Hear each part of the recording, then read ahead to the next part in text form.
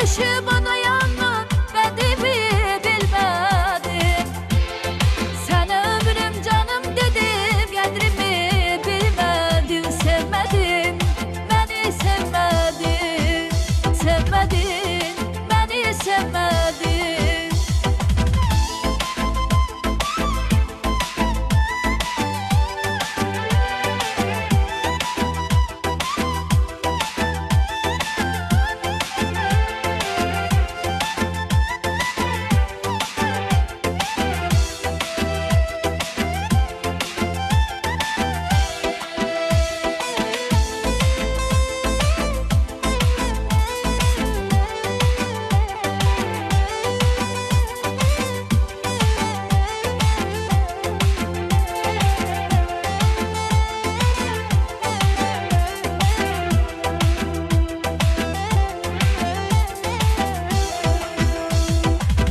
Necə aşık oldum sənə bilmədim. Eşqinlə hey alovlanıb göynədim. Bu dərdimi kimsə ilə bölmədim. Bu dərdimi kimsə ilə bölmədim.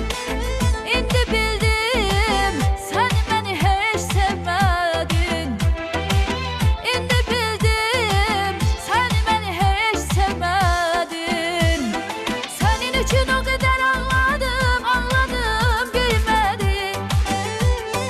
Eşqə düşüb ona yanma, qədrimi bilmədim. Sənə ömrüm canım dedim, qədrimi bilmədin. Sevmədin, məni sevmədin. Sənin üçün o qədər ağladım, ağladım bilmədim. Eşqə düşüb ona yanma, qədrimi bilmədim.